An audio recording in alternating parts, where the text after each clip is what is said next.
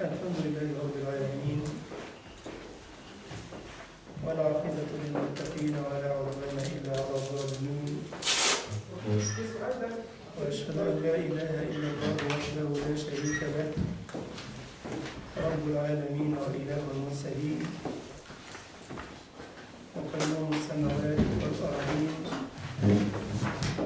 وأشهد أن محمدا عبده ورسوله المبعوث بالكتاب المبين الفارق بين الهدى والضلال والغي والرشاد والشك واليقين، أنزله لنقرأه تدبرا ونتأمله تبصرا ونسعد به تذكرا ونحمله على أحسن وجوهه ومعانيه ونصدق به ونجتهد في إقامة أوامره ونواهيه ونجتني ثمار علومه النافعة الموصلة إلى الله سبحانه من أشجاره ورياحين الحكم من بين رياضه وأزهاره، فهو كتابه الدال عليه لمن أراد معرفته وطريقه الموصلة لسالكها إليه ونوره المبين الذي أشرقت له الظلمات ورحمته المهداة التي بها صلاح جميع المخلوقات، والسبب الواصل بينه وبين عباده إذا انقطعت الأسباب، والباب الأعظم الذي منه الدخول فلا يغلق إذا غلقت الأبواب، وهو الصراط المستقيم الذي لا تميل به الآراء، والذكر الحكيم الذي لا تزيغ به الأهواء، والنزل الكريم الذي لا يشبع منه العلماء، لا تفنى عجائبه ولا تقلع سحائبه ولا تنقضي آياته ولا تختلف دلالاته، كلما ازدادت البصائر فيه تأملا وتفكيرا زادها هداية وتبصيرا، فهو نور البصائر من عماها وشفاء الصدور من أدوائها وجواها، وحياة القلوب ولذة النفوس ورياض القلوب، وحادي الأرواح إلى بلاد الأفراح، والمنادي بالمساء والصباح يا أهل الفلاح حي على الفلاح. نادى منادي الإيمان على رأس الصراط المستقيم يا قومنا أجيبوا داعي الله وآمنوا به يغفر لكم من ذنوبكم ويجركم من عذاب أليم. وأصلي وأسلم على نبينا صلى الله عليه وآله وسلم وعلى آل بيته الأطهار وصحبه الأخيار ومن تبعهم بإحسان إلى يوم الدين، ثم أما بعد، فيا أحبة لرسول الله صلى الله عليه وآله وسلم، هكذا يتجدد اللقاء، ومع اللقاء الخامس بين يدي شرحنا لهذا الكتاب الماتع الموسوم بتهذيب مدارج السالكين. وفي بداية هذا اللقاء أحييكم بتحية الإسلام، السلام عليكم ورحمة الله وبركاته. طبتم وطاب مشتاكم وتبوأتم من الجنة منزلا، اللهم آمين. أحبتي في الله، وصل بنا الحديث إلى مسألة عنوان الهداية تورث الاستعلاء. الهداية تورث الاستعلاء. يقول العلامة ابن القيم رحمه الله تعالى بعد أن تكلم عن فاتحة المطالب العالية وبين الفوائد الإيمانية والأحكام المستنبطة من سورة الفاتحة، وصل بنا إلى مسألة هامة: الهداية تورث الاستعلاء. فيقول رحمه الله تعالى: وذكر الصراط المستقيم مفردا معرفا تعريفين، تعريفا باللام وتعريفا بالإضافة، وذلك يفيد تعينه واختصاصه. في قول الله تعالى اهدنا الصراط المستقيم، هنا الصراط جاء مفردا معرفا بالألف واللام. اهدنا الصراط معرف بالألف واللام وجاء مفردا. اهدنا الصراط المستقيم صراط الذين، جاء الصراط في المرة الثانية نكرة مضافا إلى معرفة، صراط الذين، فالتعريف كان بالألف واللام وكان بالإضافة، وجاء الصراط مفردا، وهذا يفيد تعين واختصاص الصراط، وأنه صراط واحد، وأنه صراط واحد. وأما طرق أهل الغضب والضلال فإنه سبحانه يجمعها ويفردها، كقوله تعالى وأن هذا صراطي مستقيما فاتبعوه ولا تتبعوا السبل فتفرق بكم عن سبيله، فوحد لفظ الصراط وسبيله وجمع السبل المخالفة له. يقول عبد الله بن مسعود رضي الله تعالى عنه خط لنا رسول الله صلى الله عليه وسلم خطا وقال هذا سبيل الله، ثم خط خطوطا عن يمينه وعن يساره وقال هذه سبل، على كل سبيل شيطان يدعو إليه، ثم قرأ قوله تعالى وأن هذا صراطي مستقيما فاتبعوه ولا تتبعوا السبل فتفرق بكم عن سبيله ذلكم وصاكم به لعلكم تتقون. وفي هذا بيان أن الصراط الموصل إلى الله عز وجل هي طريق واضحة واحدة لا تتعدد ولا تتفرق، بخلاف طرق الغضب والضلال فإنها متشعبة ومتفرقة.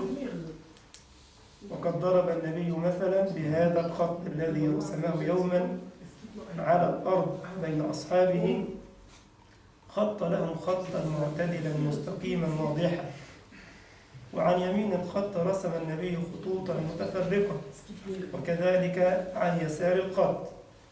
فلما سأل الصحابة النبي صلى الله عليه وآله قال عن الخط المعتدل الواضح البين هذا سبيل الله مستقيم، هذا سبيل الله مستقيما، فهو صراط واحد لا يتعدد.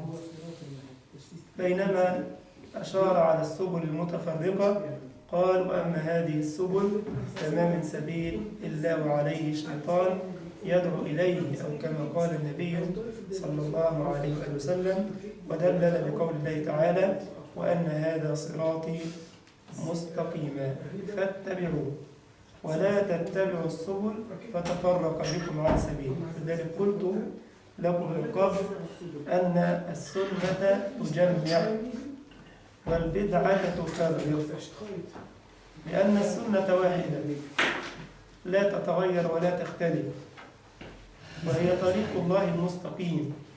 النبي عليه الصلاة والسلام هو من دل على الطريق، بينما البدع تؤدي إلى الفرقة والاختلاف والتناحر والتطاحن.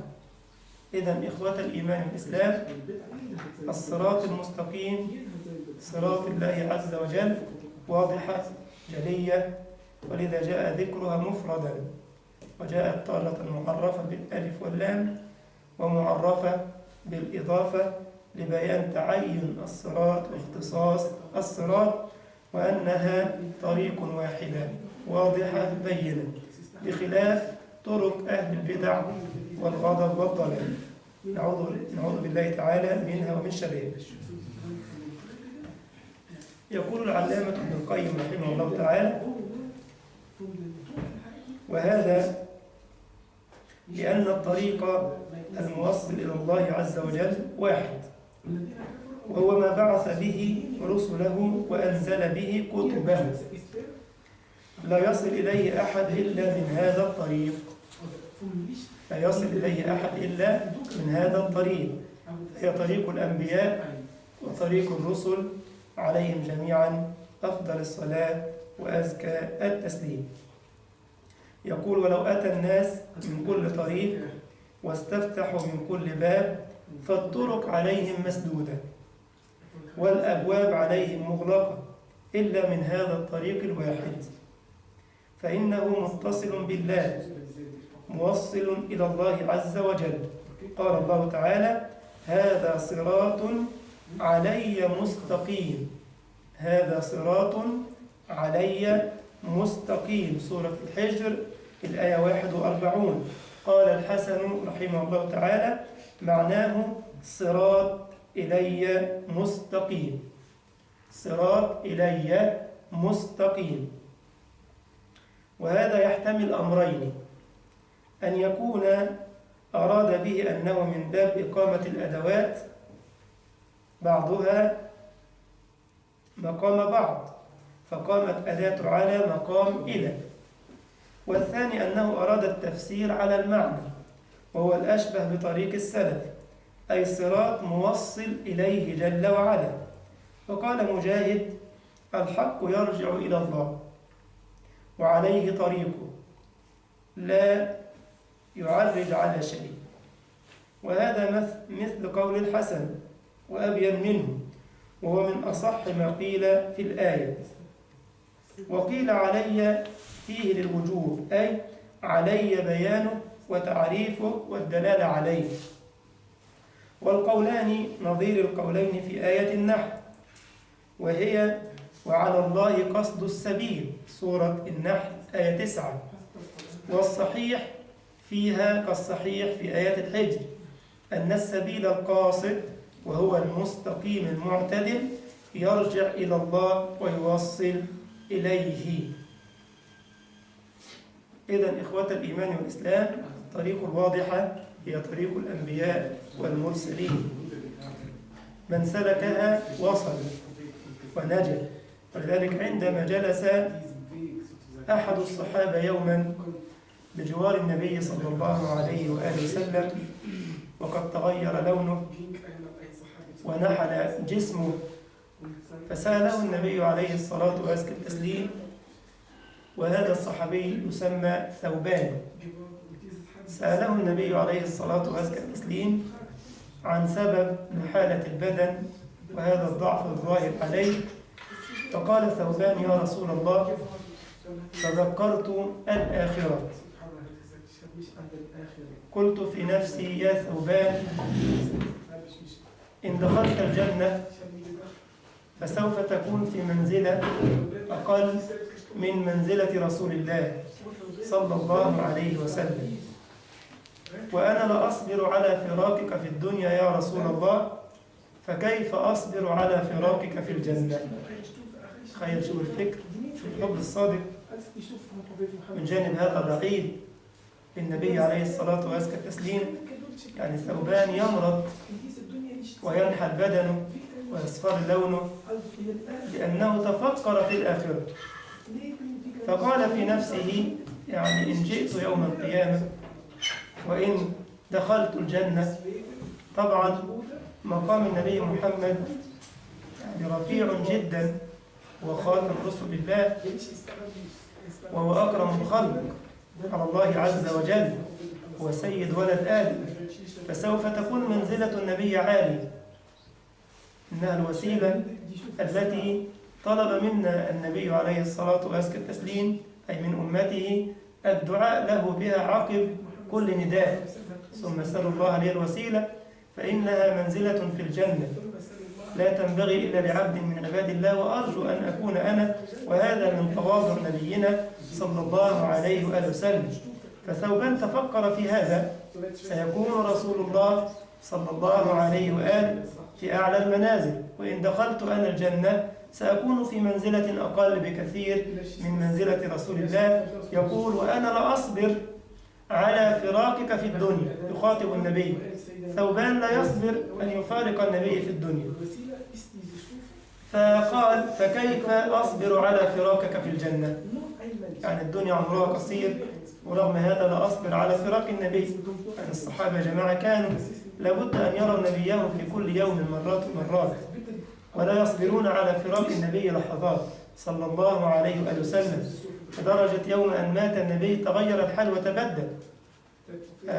بعض الصحابة اخرس لسانه، وبعضهم شلت أركانه، وبعضهم جن جنونه كعمر رضي الله عن عمر، وأخرج سيفه وقال: من قال إن محمدا قد مات لأقطعن عنقه.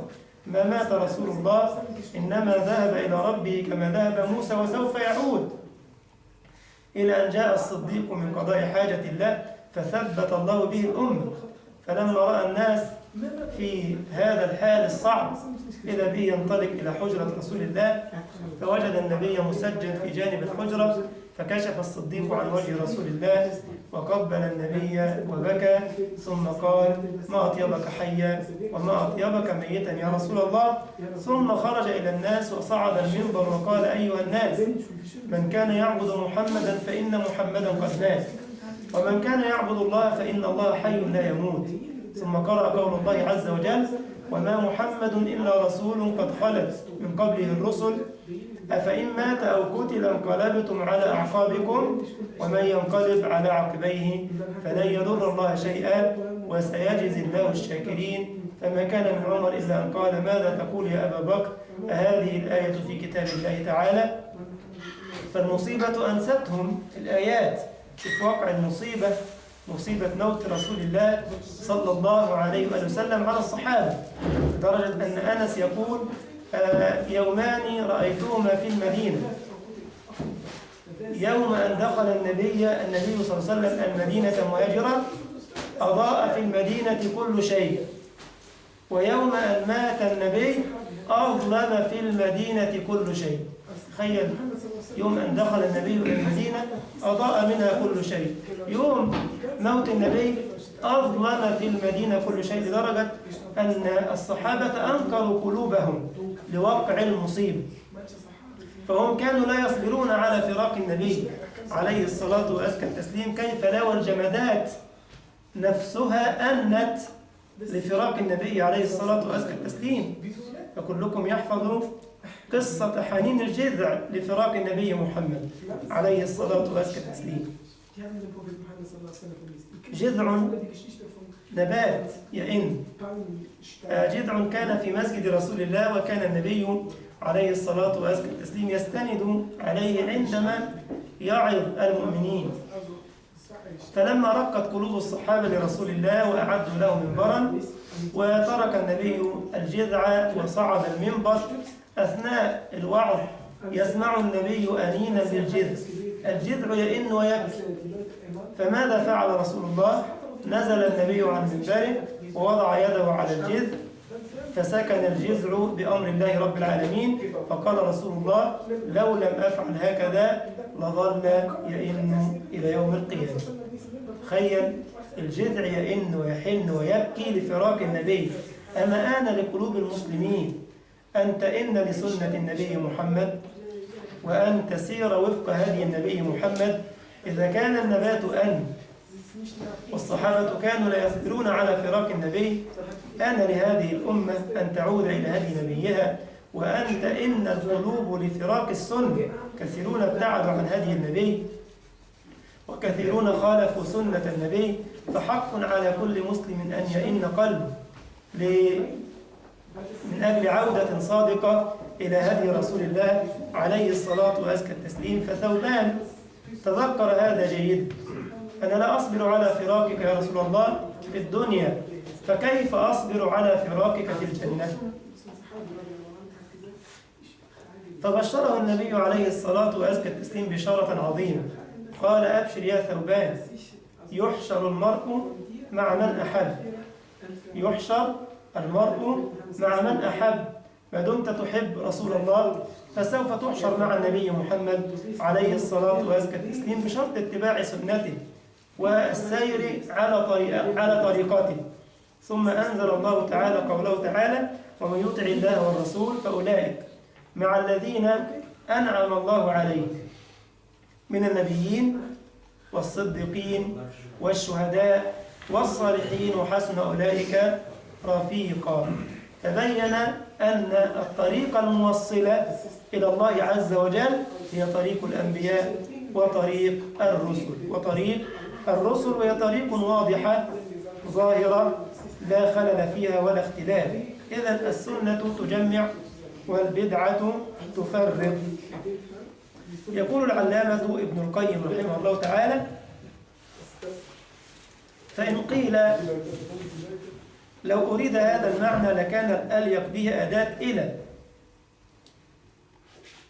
التي هي للانتهاء لا أداة على، اللي هي في قول الله تعالى في سورة النحل: وعلى الله قصد السبيل. يعني البعض يقول لك طب بدال على كان حط إيه؟ إلى، لأن إلى بتفيد الانتهاء. يقول لك يعني كان يقول وإلى الله قصد السبيل، فلماذا قال وعلى الله قصد السبيل؟ يقول: فإن قيل لو أريد هذا المعنى لكان الأليق به أداة إلى التي هي للانتهاء لا أداة على التي هي للوجوب. ألا ترى أنه لما أراد الوصول قال: إن إلينا إيابهم ثم إن علينا حسابهم. فعند الوصول والانتهاء ذكر إلى، قال: إن إلينا إيابهم، فذكر إلى لأنها تفيد إيه؟ الوصول والانتهاء. وقال: إلينا مرجعهم سورة يونس آية 70. وقال: ثم إلى ربهم مرجعهم سورة الأنعام الآية 108. وقال لما أراد الوجوب: ثم إن علينا حسابهم. في الوجوب جاء بعلى، فكان من الأنسب أن تكون إلى بدلا من على. هذا قول بعض، يعني شبهة قد يسردها البعض ويستدل لك بالآيات. فقالوا: وقال أيضا: وما من دابة في الأرض ولا طائر يطير بجناحيه إلا أمم أمثالكم ما فرطنا في الكتاب من شيء ثم إلى ربهم يحشرون. إلى، فذكر إلى تفيد الوصول في سورة الأنعام 38. ونظائر ذلك كثير في القرآن الكريم. قيل يعني الرد عليهم: في أداة على سر لطيف، في أداة على سر لطيف، وهو الإشعار بكون السالك على هذا الصراط على هدى. السر إشعار بكون السالك على هذا الصراط على هدى، وهو حق كما قال في حق المؤمنين: أولئك على هدى من ربهم. أولئك على، ما قالش إلى العلى، إنما تقول أنهم على حق. فمن سار على الصراط المستقيم فهو على الحق. فالأنسب أن تكون الأداة على لا إلى، لأنها تفيد الإشعار بأن كون السالك على هذا الطريق، طريق الأنبياء والمرسلين، أنه على الحق، أنه على الحق. وقال الله تعالى لرسوله صلى الله عليه وسلم: فتوكل على الله إنك على الحق المبين. إنك على الحق المبين، سورة النمل 79. والله عز وجل هو الحق، وصراطه حق، ودينه حق، فمن استقام على صراطه فهو على الحق والهدى. إذن من استقام على الصراط فهو على الحق وعلى الهدى. من العجيب يا جماعة أنك إن نظرت في الكون من حولك رأيت عجبا. لما تنظر في الكون متأملا متفكرا تجد أمرا عجيبا. تجد أن كل شيء في كون الله خلق لغيره، يعني كل شيء خلق لشيء آخر. انظر كده في الكون من حولك تجد هذه الحقيقة، أن كل شيء خلق لشيء الماء خلق للأرض، والأرض خلقت للنبات، والنبات خلق للحيوان، والحيوان خلق للإنسان. طيب الإنسان خلق لمن؟ لله. كل شيء خلق لشيء، فأنت خلقت لله، للسير على صراط الله تعالى، أي على الحق والهدى. وما خلقت الجن والإنس إلا ليعبدون. فإن علمت وظيفتك وقمت بها حق قيام فأنت على الحق، وذلك كان الأنسب، وعلى الله قصد السبيل. لأن من صار على هذه الطريق فهو على الحق وعلى الهدى. واضح؟ واضح؟ فأنت خلقت لمهمة عظيمة ووظيفة جليلة، هي العبودية الحق لله رب العالمين. وما خلقت الجن والإنس إلا ليعبدون. العبودية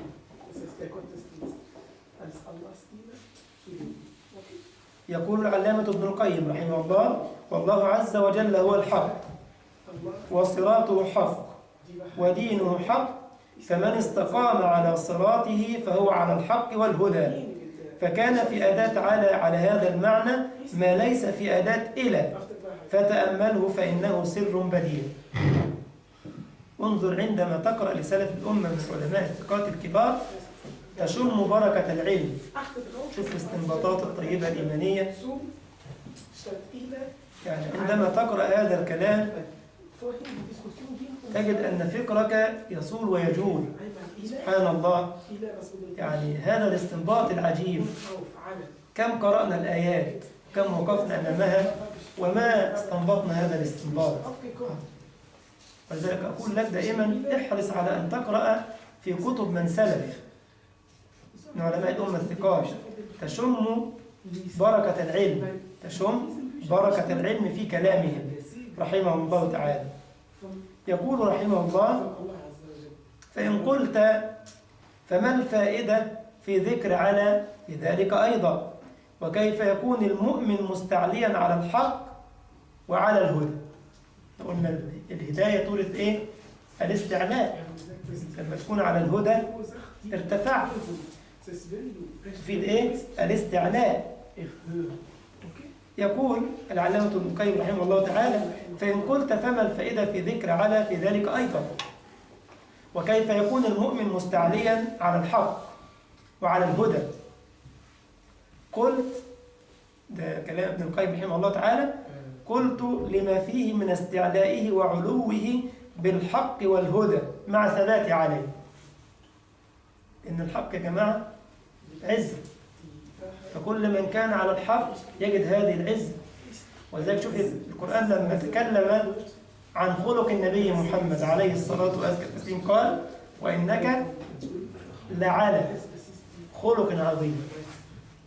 وكأن الخلق العظيم بساط امتد على الأرض وارتفع النبي فوقه، فكل من تمسك بالحق ارتفع، وكل من تمسك بالهدى ارتفع. فالإسلام عزة، والسير على الصراط المستقيم عزة واستعلاء وعلو وارتفاع. وهذا ما لخصه عمر في المقولة التي يرددها المسلم دائما أبدا، وقد جاءت عند الحاكم وصححها، وكذلك وفقه الذهبي رحمه الله تعالى. قال عمر رضي الله تعالى عنه وارضاه: لقد كنا أذل قوم فأعزنا الله بالإسلام، ومهما ابتغينا العزة في غير الإسلام أذلنا الله عز وجل. يبقى العزة فين؟ في الإسلام. يبقى الهداية استعلاء. لذلك القرآن قال عن هذه الأمة: ولا تهنوا ولا تحزنوا وأنتم الأعلون، وأنتم الأعلون. فالأمة دي يا جماعة ربنا جعل لها صفة العلو، لأنها تمسكت بالحق وصارت وفقه فارتفعت وعلت. طبعا بمفهوم المخالفة، اللي يبعد عن الحق ذل وهوان، اللي يبتعد عن الطريق يذل. فالطاعة عز والمعصية ذل. الطاعة إيه؟ عز، والمعصية ذل. تعالوا كده نشوف كده من سير الصحابة رضي الله عنهم أجمعين حقيقة هذه المقولة، أن الطاعة عز والمعصية ذل. نضرب مثلا بلال بن رباح رضي الله تعالى عنه وارضاه. كان عبدا حبشيا، بعث النبي محمد ودعا للإسلام، وكان بلال من أول المستجيبين للإسلام والمعتنقين له، وتحمل التنكيل والابتلاء وهو ثابت راسخ على إيمانه. كان يجرد من ثوبه ويوضع على صدره الحجر العظيم في وقت الظهيرة على رمال مكة المحرقة، ويجره السفهاء والصبيان يضربونه ويؤذونه، وهو يقول أحد أحد. ثبات غريب وعجيب، ثبات على الحق، فالطاعة عز. وظل في هذا الإيذاء حتى جاء الصديق رضي الله تعالى عنه واشتراه ثم أعتقه، ومرت الأيام، وبعدين انتقل النبي مهاجرا إلى المدينة وتبعه المهاجرون، وصوالات وجولات بين الإيمان والكفر، بين التوحيد والشرك، بين السنة والبدعة. وفي العام 8 من الهجرة عاد النبي فاتحا مكة ساجدا على دبته متواضعا، ودخل البيت وحطم الأصنام، ويقول قول ربه جل وعلا: وقل جاء الحق وزهق الباطل إن الباطل كان زهوقا. واجتمعت القبائل في مكة في خوف واضطراب، آذوا رسول الله وطردوا رسول الله، آذوا أصحابه ونكلوا بهم، وها هو النبي جاء على رأس 10,000 موحد. فماذا يصنع بنا اليوم بعد ما فعلنا وبعد أن صددنا عن الإسلام وآذينا المسلمين؟ يا ترى هل ينتقم منا؟ ماذا سيصنع محمد بن عبد الله بنا؟ وكان من أمر النبي ما تعلمون، عفا وصفح وعلمنا درسا في العفو عند المقدرة. وإذا بالنبي عليه الصلاة وأزكى التسليم لما حان وقت الصلاة ينادي على من؟ على بلال بن رباح: اصعد فوق البيت يا بلال، اصعد فوق الكعبة وارفع النداء: الله أكبر الله أكبر الله أكبر الله أكبر، أشهد أن لا إله إلا الله، أشهد أن لا إله إلا الله، أشهد أن محمدا رسول الله، أشهد أن محمدا رسول الله. حي على الصلاة، حي على الصلاة، حي على الفلاح، حي على الفلاح، الله أكبر الله أكبر، لا إله إلا الله. وإذا بالرمال، رمال مكة التي شهدت تعذيبك يا بلال وتجريدك من ثيابك، هي الآن تشهد عزك وتشهد علوك، وقد ارتفعت فوق البيت توحد ربك وتقر برسالة نبيك وتدعو الناس إلى كل خير. الله أكبر. فالطاعة عز، الطاعة عز والمعصية ذل. تعالوا نشوف كمان الطاعة عز. عبد الله بن مسعود الصحابي الجليل رضي الله تعالى عنه وأرضاه، ترجمان القرآن، أول من جهر بالقرآن في مكة بعد رسول الله. واضح؟ كم نال من إيذاء في مكة، وكم عذب من أجل الإسلام، وكم سخر منه على يد فرعون هذه الأمة أبي جهل عليه لعائن الله، عليه لعائن الله. كان دائما يقول له: يا رويعي الغنم، يسخر به وينكل به. ومرت الأيام، ويوم بدر يوم بدر بعد أن قتل اللعين أبو جهل وصرع على يد غلامين صغيرين من بني النجار، على يد غلامين صغيرين. يقول عبد الرحمن بن عوف الصحابي الجليل: رأيتني يوم بدر في الصف وعن يميني غلام صغير وعن يساري غلام صغير، فوجدت في نفسي كيف أقف بين غلامين صغيرين. عبد الرحمن بن عوف فارس وبطل مقدام من أبطال الإسلام، إزاي في الصف يوم بدر يقف جنب منه طفلين؟ يقول فوجدت، يعني حزنت كده واتضايقت، يعني ده مش مكاني أن أقف بين هؤلاء، يعني أنا مكاني يقف بين الفرسان. يقول وما هي إلا لحظات حتى دعاني من على يميني وقال: يا عماه. قلت: نعم يا بني. قال لي: أين أبو جهل؟ قلت: وماذا تريد أنت من أبي جهل؟ قال: عماه، علمت أنه يسب رسول الله، فوالله الذي لا إله غيره لئن لقيته لأقتلنه أو لأموتن دونه يا عماه. شوف طفل جاي، غلام صغير جاي سمع أن أبا لهب يسب النبي، خارج يوم بدر عشان ينتقم لرسول الله. إزاي يسب النبي؟ واضح؟ شوف قد إيه يا جماعة الحب الصادق، حب المنهج، حب الاتباع. شوف الذب عن عرض النبي وعن سيرة النبي محمد بن عبد الله. الآن في واقعنا المعاصر يسب أعداء الإسلام في الإسلام، في المسلمين، في القرآن، في نبي الإسلام، وقل أن نجد من يتخذون موقفا إلا كلمات باهتة ثم بعد ذلك نتناسى الأمر وننساه. يقول ابن عوف فاشتد فرحي، يقول: وإذا بالذي عن يساري ينادي علي: يا عماه. قلت: وماذا تريد أنت يا بني؟ قال: عماه، أين أبو جهل؟ قلت: وماذا تريد أنت من أبي جهل؟ قال: عماه، علمت أنه يسب رسول الله، فوالله الذي لا إله غيره لئن لقيته لأقتلنه أو لأموتن دونه يا عماه. يقول ابن عوف فلما بدأت المعركة ورأيت أبا جهل يصوم ويجول بين الجند، قلت لصاحبي: ها هو صاحبكم اللي انتم بتسألوا عنه، هو ده. وهما ابن عفراء رضي الله عنهما، فانطلقا مسرعين كالأسدين فأوسعاه ضربا بسيفيهما حتى خر صريعا على الأرض. وإذا بهما يأتيان رسول الله ويقولان: يا رسول الله أنا قتلته. كل منهم يقول: أنا قتلت أبا جهل. فقال النبي لهما: أريان سيفيكم.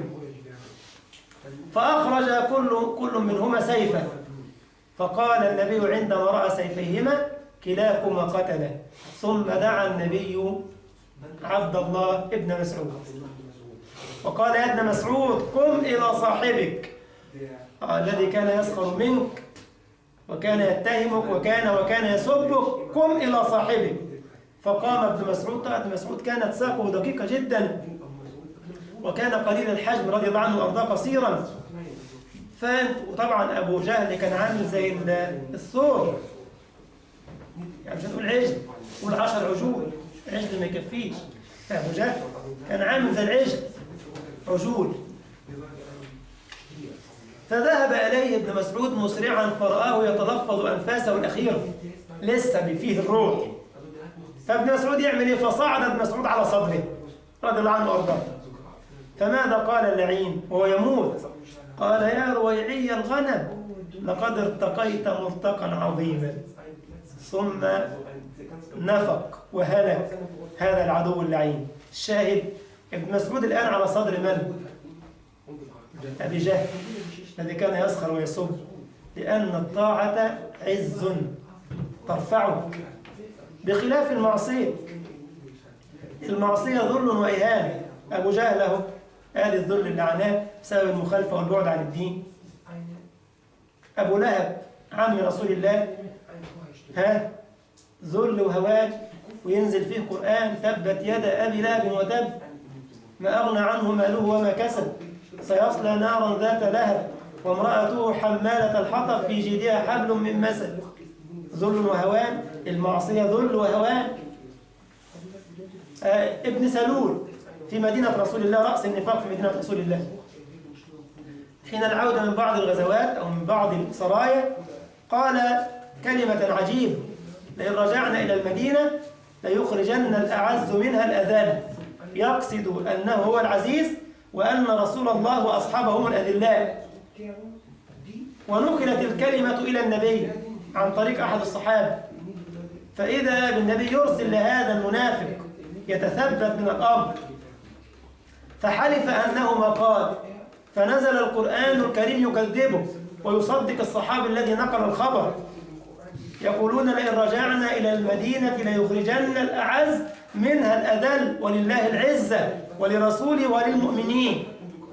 طبعا ابن سلول هذا له ابن من الصحابة الكرام، هو عبد الله بن عبد الله بن أبي بن سلول، كان جالس في مجلس رسول الله لما نزلت الآيات، وتحقق أن أباه رأس النفاق وأنه قال ما قال. يعمل إيه؟ ابنه صحابي جليل، فحمل سيفه وانطلق مسرعا على حدود المدينة، فلما التقى بأبيه قال: والله أبتاه لن آذن لك أن تدخل مدينة رسول الله حتى يأذن لك رسول الله، حتى تعلم من منكما العزيز ومن منكما الذليل. وبالفعل إخوتاه لم يدخلوا المدينة، وعانى الذل على يد ولده حتى أذن النبي صلى الله عليه وآله وسلم له فأدخله.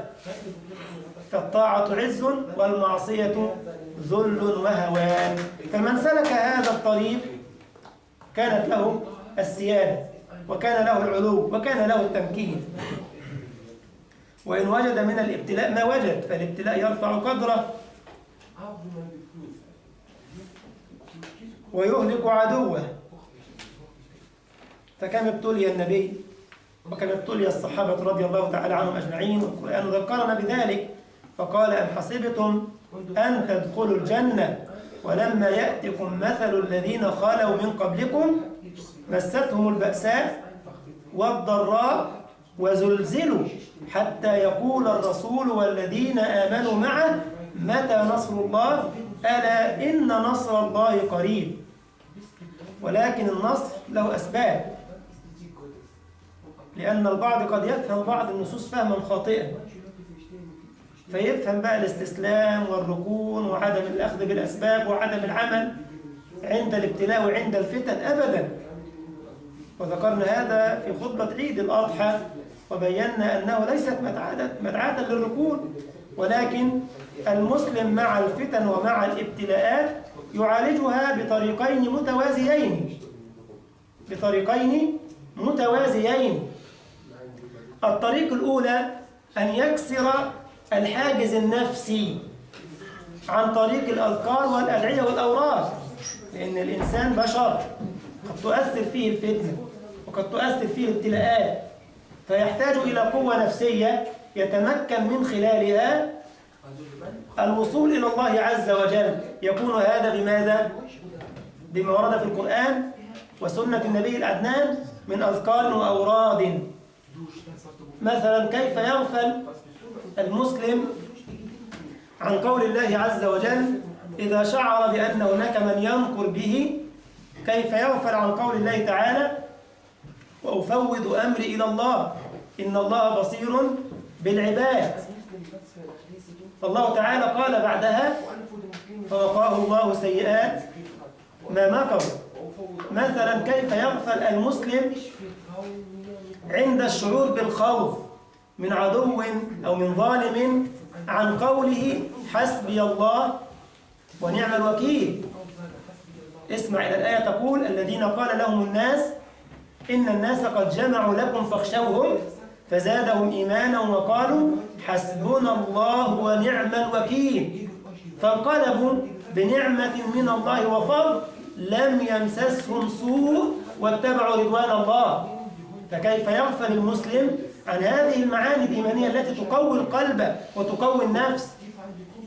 مثلا كيف يغفل المسلم عن قول الله تعالى وجعلنا من بين أيديهم سدا ومن خلفهم سدا فأغشيناهم فهم لا يبصرون، عندما تآمر المتآمرون من أجل قتل النبي الأمين أو إخراجه وجمعوا من كل قبيلة فتى قويا وأعطوه سيفا بطارا لقتل النبي محمد والتخلص من دعوة الإسلام وتكالبوا على الحق، ما الذي حدث؟ أمر النبي أن يخرجوا هم بباب بيته ومعهم الأسلحة والسيوف، وخرج النبي من بينهم بأمر من؟ بأمر الله تعالى، ويردد قول الله تعالى وجعلنا من بين أيديهم سدا ومن خلفهم سدا فأغشيناهم فهم لا يبصرون، فنجاه الله عز وجل وأعمى أبصار أعدائه.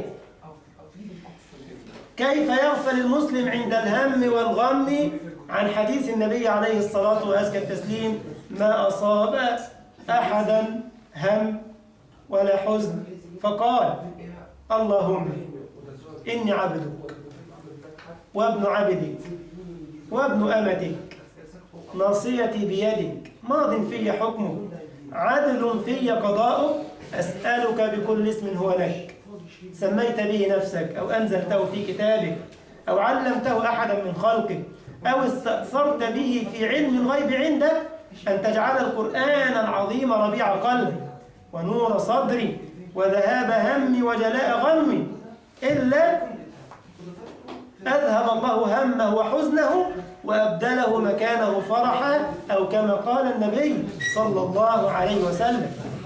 كيف يغفل عن قول رسول الله صلى الله عليه وآله وسلم إذا شعر بالمكر ومن يحفظ له أو يخطط فيقول اللهم استر عوراتي وآمن روعاتي، وأن يقول اللهم إني أجعلك في نحورهم وأعوذ بك من شرورهم. فهذا هو الطريق الأول، أن تلجأ إلى منهج ربك وهدي نبيك، وعليك بالأذكار الواردات في الكتاب والسنة.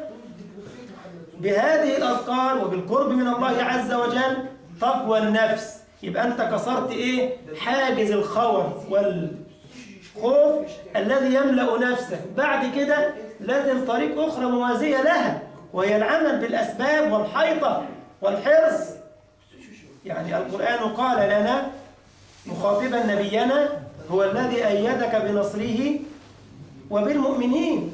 لازم يكون في الدين ده رجال يحمونه ويحفظونه. الحق لابد له من رجال، ما بنركنش احنا بقى للزوايا وخلاص ونقعد نردد الأذكار ونوطي دماغتنا ونخلي أهل الباطل يفسدوا في الأرض ونخلي أهل البدع ينتشروا وصوتهم يرتفع ويعلو، وإحنا نقعد فين؟ نقعد في الزوايا. لا، المسلم الحق عنده طريقان متوازيان، يبقى كسر الحاجز النفسي أولا بالطاعة والالتزام بمنهج الله تعالى وهدي النبي، بعد كده عمل بالأسباب وسعي حتى لا تلام يوم العرض على خالق السماء والأرض. الصحابة لو كل واحد منهم كده قاعد وسكت اللي يحصل؟ ما كان الإسلام وصل لنا. لو لم يتحركوا ما وصل لنا الدين. فلابد على المسلم أن يعي هذه المفاهيم جيدا. إذا إخوة الإيمان الإسلام، الطاعة عز والمعصية ذل والهدى استعلاء. كلما تمسكت بدين ربك وكلما اكتفيت أثر نبيك ولزمت غرز رسول الله عليه الصلاة وأزكى التسليم وكنت مسلما بحق صاحب فهم للدين وعمل دؤوب وحرص على تجميع المسلمين وتأليف القلوب وتكون على قلب رجل واحد، نقف مع الحق ونساند الحق، عندها ينصرنا الله عز وجل. ينصرنا الله. النبي كان معه أصحابه، هو الذي أيدك بنصره وبالمؤمنين. يبقى النصر من عند الله، ولكن في أسباب، من الثبات على الحق، من العمل الدؤوب، من تجميع القلوب، من الثبات ومواجهة الباطل. إنما انحناء الرؤوس هذا ليس من هدي الإسلام ولا المسلمين. واضح يا جماعة؟ إذن الهدى استعلاء. يقول العلامة ابن القيم رحمه الله تعالى: قلت لما فيه من استعلائه وعلوه بالحق والهدى مع ثباته عليه واستقامته إليه، فكان في الإتيان بأداة على ما يدل على علوه وثبوته واستقامته، وهذا بخلاف الضلال والريب، فإنه يؤتى فيه بأداة في الدل على انغماس صاحبه، شوف اللفتة الإيمانية الأخرى، وانقماعه وتدسسه فيه، كقوله تعالى فهم في ريبهم يترددون، في ريبهم أي منغمسين في الريب من باب الانحطاط، انغماس في الباطل. واضح؟ سورة التوبة 45 وقوله تعالى والذين كذبوا بآياتنا صم وبكم في الظلمات، أي منغمسون في الظلمات. سورة الأنعام 39 وقوله تعالى فذرهم في غمرتهم حتى حين، فذرهم في غمرتهم. سورة المؤمنون آية 54 وقوله تعالى وإنهم لفي شك منه مريب، في شك، لفي شك أي منغمسين في الشك. سبأ 24 فإن طريق الحق تأخذ علوا صاعدا بصاحبها إلى العلي الكبير، وطريق الضلال تأخذ سفلا هاوية بسالكها في أسفل سافلين والعياذ بالله تعالى. وبكده وصلنا لمسألة مهمة جدا بعنوان إن ربي على صراط مستقيم. إن ربي على صراط مستقيم. أرى المقام قد ضاق بنا، فإن قدر بقاء وكان اللقاء واصل. أقول قولي هذا وأستغفر الله لي ولكم، سبحانك اللهم وبحمدك، أشهد أن لا إله إلا أنت، أستغفرك وأتوب إليك. جزاكم الله خيرا على حسن الاستماع، والسلام عليكم ورحمة الله وبركاته.